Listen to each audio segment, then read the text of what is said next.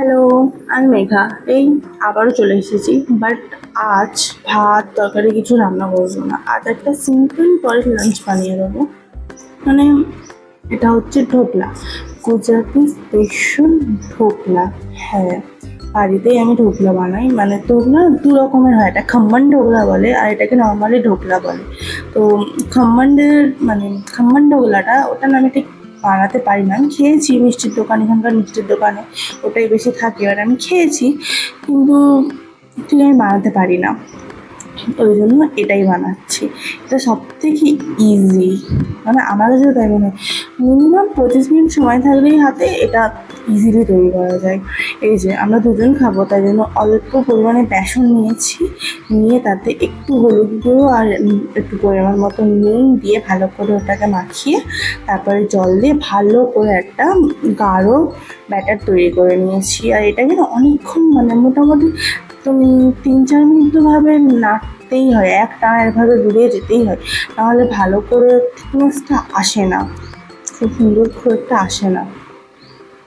একটু ভালো করে নাড়িয়ে নাড়িয়ে যেতেই হবে। তারপরে এবার এই বেসনের মধ্যে দেবো ইনো। হ্যাঁ, 1 প্যাকেট ইনো এটা কেটে দেবো। ইনো কেটে দিয়ে এটা না কি সুন্দর ফুলে যাবে, কি সুন্দর দেখুন, এটা এত সুন্দরভাবে ফুলে যাবে। আমার কি ভালো লাগে এই ফুলে যাওয়াটা, বেশ হেভি লাগে।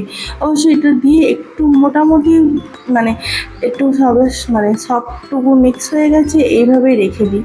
মিক্স হয়ে গেছে এইভাবে দেখে, আর মানে বেশি নাড়ি না, এটাই বলতে চাইছি, বেশি নাড়ি না, কারণ বেশি নাড়লে না ফোলাভাবটা কমে যায়। যাই হোক, তারপরে এই যে যাতে করে আমি ওটা মানে স্টিম করবো, যদিও আমার কাছে কেক টিন নেই যেগুলোতে কেক টেক বানানো হয়, তো ওই নেই, এটাই আছে। এই এই থালাটা, মানে এটা একটা কাশি, তা এতে করেই আমি যদি কখনো কেক বানাই বা অন্য কিছু বানাই এতে করেই করি। তাই জন্য এতে ভালো করে আগে একটু মানে তেল ব্রাশ করে নিলাম, যাতে তোলার সময় বেশি অসুবিধা না হয়। তারপরে ওটা ভালো করে দিয়ে এই যে একটু এখন হাত দিয়ে একটু নাড়িয়ে চাড়িয়ে ভালো করে চারিদিকে একটু ছড়িয়ে দিচ্ছি, দিয়ে এটাকে এবার স্টিম করতে বসাবো।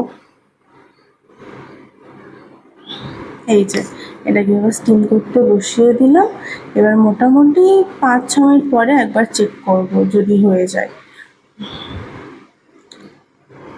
তারপর এই যে চেক করছি এবারে একটা টুথপিক নিয়ে, যেরকম নর্মালি কেক যেরকম চেক করে টুথপিক নিয়ে, সেই রকম চেক করছি। এটা তো বেক করিনি, এটা যেহেতু স্টিম করছি তাই জন্য কোনো অসুবিধাই হয় না। এই যে পুরো পারফেক্ট হয়ে গেছে। এবার এটাকে তুলে মানে এটাকে এখন গ্যাসে নামিয়ে ঠান্ডা করতে দেবো সাইডে।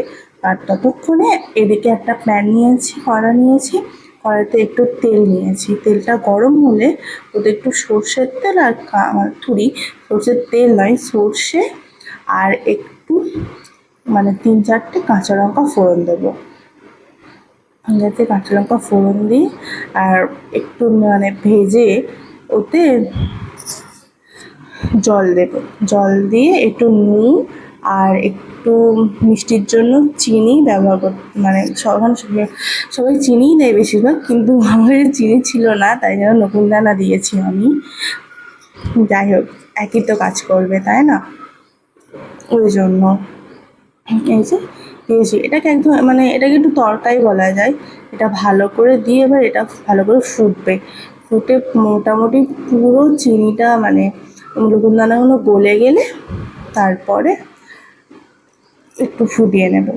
আর এদিকে এই যে ঢোকলাটা, কি সুন্দর আজকে ঢোকলাটা, এত সফট এত ফোলা হয়েছিল না, দারুণ হয়েছিল। এবার এই ঢোকলাটা না কেটে নেব। হ্যাঁ, ওই ট্রেটার উপরেই কেটে নেব। ওই যে চৌকো চৌকো করে কেটে নিয়েছি, কেটে এবারে ওই যে রসটা বানালাম ওটা এর ওপর দিয়ে দেবো, যাতে একটু সোফট হয়।